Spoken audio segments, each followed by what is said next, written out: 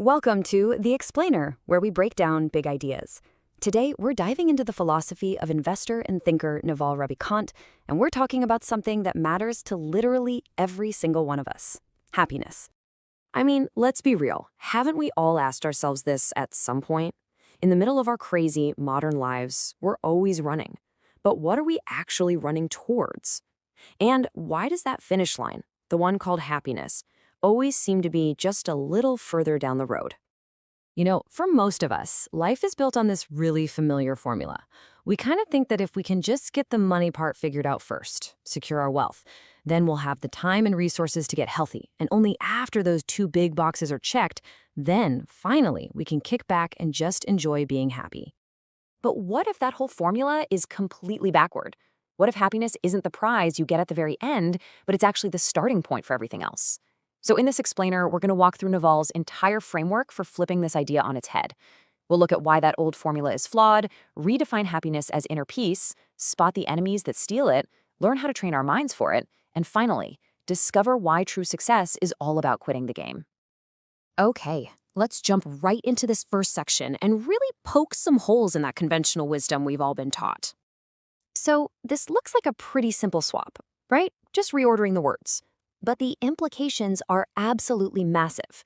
Naval argues that we've got the order of operations for life totally wrong. He says we should put happiness first. Think about it. A happy person is just naturally more motivated to take care of their body, right? Which leads to better health. And a happy, healthy person, someone with a calm and clear mind, is in a much better position to create wealth. So happiness isn't the result of success, it's the foundation you build it on. Okay, so if happiness has to come first, then we've got to get really, really clear on what we're actually aiming for. Because for Naval, it's not that temporary higher excitement we usually call happiness. Nope. It's something much deeper, much more stable. He defines it as a state of inner peace. It's that quiet internal feeling that, you know what, nothing is fundamentally missing right now. It is not the dopamine hit you get from a promotion or buying a new car. Instead, it's your default setting, the baseline of calm and contentment that you return to when all the noise of the world just fades away. Think about it like this. Two people can look out the window and see the exact same thing. Let's say it's a rainy day. One person sees it as gloomy and depressing. The other sees it as cozy and peaceful. Well, the rain itself is just neutral, right? It's just water falling from the sky. Our own internal state acts as the filter that colors our reality. And that's exactly what it means when people say happiness is an inside job.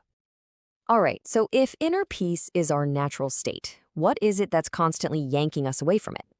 Well, Naval points to a few key internal villains that, let's be honest, we all wrestle with.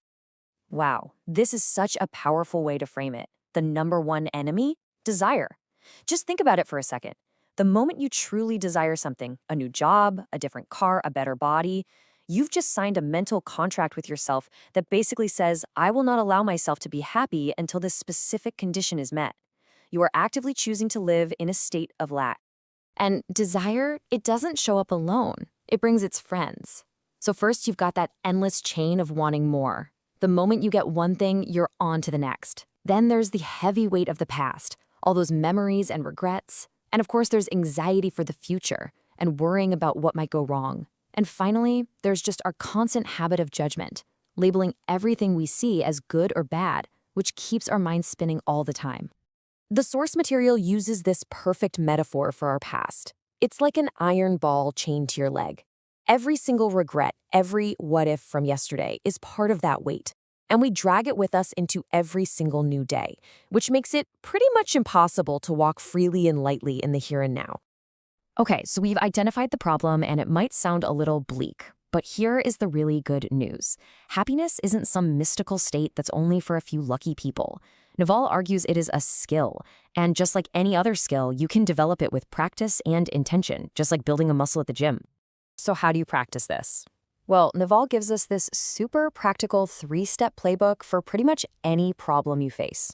So, you're in a situation you don't like. Step 1, can you change it? If the answer is yes, great, go take action. If you can't change it, step 2, can you accept it completely without bitterness? And if you can't accept it, then your final option is step 3, leave the situation. Anything else is just you choosing to suffer. So, the way we build this skill is through small, consistent habits that help stabilize our minds and our bodies. And look, none of this is rocket science, right? Getting some sunlight, moving your body, maybe taking a break from the emotional roller coaster of social media, these are all physical hacks for a better mental state. And then there are the mental habits, like meditating just to notice your thoughts, or consciously deciding to judge others less. These things directly train your mind for peace. All right, this brings us to the final piece of the puzzle, and it's probably the biggest mind shift of them all. It's about completely redefining what the word success even means. I mean, society trains us from the time we're kids to see life as a series of competitions. Who's got the better job? Who has more followers on social media? Who won the political argument? We are constantly keeping score in all these different status games, and we're taught to believe that the winners are the ones at the very top of the leaderboard. But Naval just flips that whole script. He says true victory isn't about winning the game at all, it's about achieving the inner freedom to just stop playing. The real winner is the person who isn't looking for approval from the outside, because they found contentment on the inside. They don't need to win, because they're not even keeping score anymore. And so, that's really the final thought we want to leave you with. Take a second and look at your own life. The things you're chasing, the comparisons you're making, the ladders you're trying so hard to climb. What game are you playing, maybe without even realizing it? And which of those games are you finally ready to quit in the pursuit of peace?